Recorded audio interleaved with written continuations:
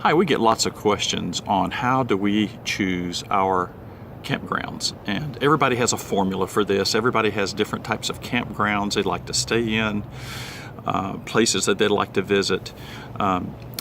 Joan and I, and none of them's wrong. Everybody has their own style and what they enjoy doing. But Joan and I have this, 40-foot fifth wheel you see back here in the back, and then pulling it with a big ton truck. So we need space. So that prevents us from staying in a number of locations. And you've got to do your research, especially when you've got something this large. You've got to do your research and make sure that it's friendly. Can you get access into it? Are there plenty of spaces that can be able to support you?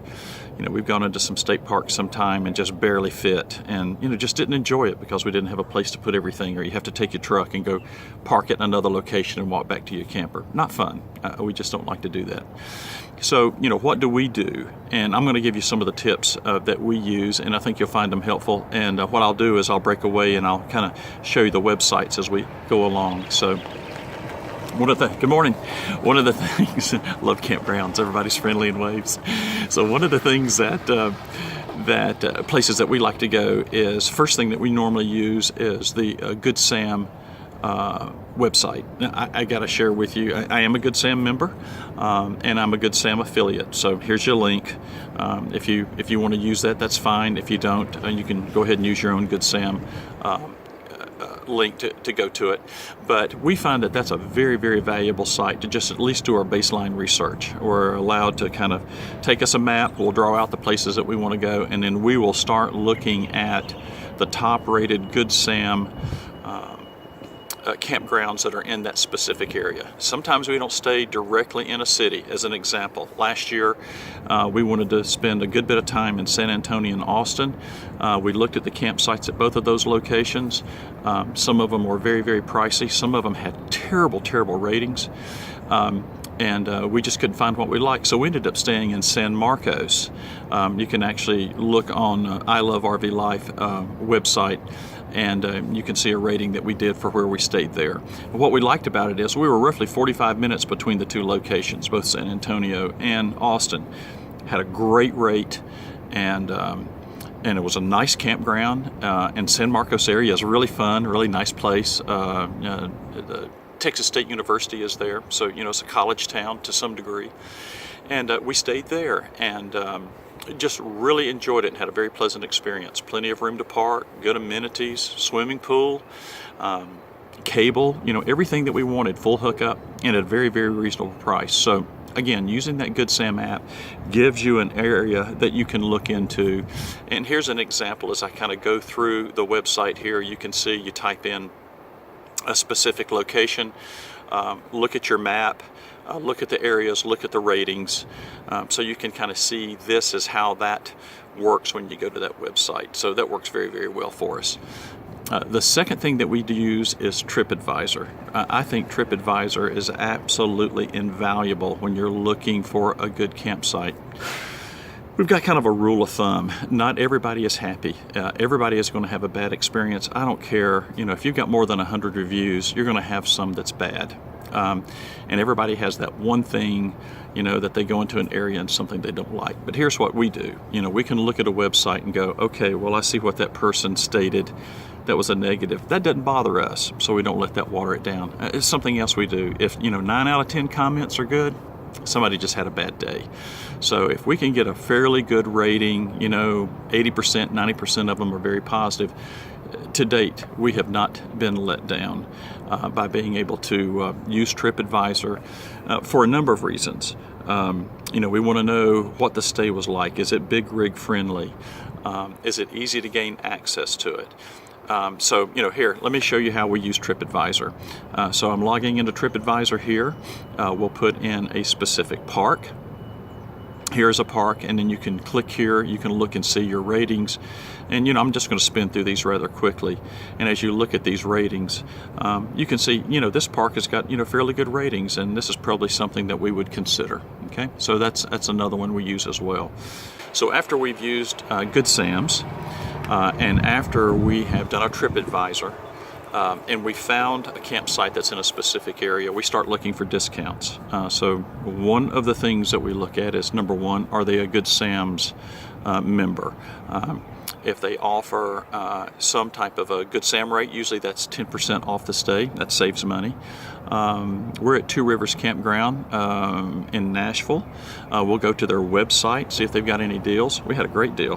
Here, the time of season, if you stayed for 7 days, you got your 7th day free and Good Sam discount. So when you add that up for a 2-week stay, that was roughly about $100 in savings. Big deal. 2 nights out eating, a nice meal. So that was able to fit that in on the budget.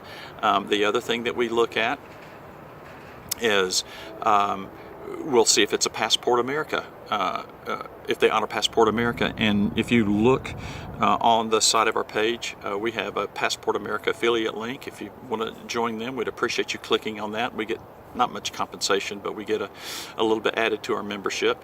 But here's what Passport America does for you.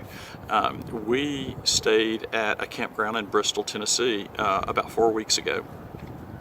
And we were up there visiting some family. We had done all of our research, Good Sam's, TripAdvisor, found the site that we wanted to consider. Look at it. Yay, it was a Passport America site. What did that do for us? Well, that cut our rate for the 2 weeks we stayed there by 50%. That's right. I mean, we stayed there for 2 weeks for $250. That was $250 included taxes, room fees that a lot of areas charge for that. That's incredibly inexpensive. And not only $250 for 2 weeks, that was full hookup. That was electric, that was sewer, 50 amp on top of that as well. So we had 50 amp, we had sewer, and of course we had water. And it was a nice campground, and we enjoyed staying there. So, and especially for $250 for 2 weeks, we really enjoyed staying there. So that's a good savings as well. So you use your Passport America when we use something like that. A couple other things that we find absolutely invaluable. We love staying in Corps of Engineer parks. I don't know if you've ever visited any of them, but just let me show you the website here for Corps of Engineers. So you can go into the Corps of Engineers site. It's not my favorite website that I like to go to, but the information on it is absolutely fantastic. So here you can search a specific area. You can click on that area. Then you can see exactly how, click on the map, see how it's configured. You can read some of the information that's about the location. And then always go back to TripAdvisor. Now here's what we have found, and we've been doing this for a couple years now. You can stay at a beautiful Corps of Engineer park, a COE park. A lot of times you can stay in those locations for anywhere from $21 to $22 a night. Rarely will you find one with full hookup. So you'll need to carry your Blue Boy if you're going to stay there more than a week. But they'll always have at least 30, sometimes 50 amp hookup, and they'll have water. But usually all the roads are well paved, all your sites are incredibly well maintained, packed gravel, sometimes even concrete or asphalt that we've stayed on. We've never had a bad experience at a Corps of Engineer park, and they're beautiful. One of my absolute favorites is in Little Rock. It's called Malmel. You can go to I Love RV Life. You can go to the website and see the write-up that we did there. I don't have any video on it, but I've got a good write-up on it and some pictures right on the Arkansas River. Oh my gosh, it's beautiful. But we stayed there for $22 a night. If you're over 62, then go to here's a link to be able to go to this website. It's run by the federal government, and you can get what they call a senior pass. I don't know how much longer this is going to be available, but a lifetime pass was $10. It's supposed to go to $80, but even at $80, if you can stay at a specific location for half price, you'll pay for it in no time. So Corps of Engineer parks, oh gosh, we just absolutely love them. Another place that we like to go to is state parks. State parks are a little bit more challenging, so you really need to do your TripAdvisor and make sure that they're accessible. A lot of your state parks, like Georgia, they're on a first come, first served basis. So yeah, you can reserve your stay in the park, but you can't reserve a space. I hate that.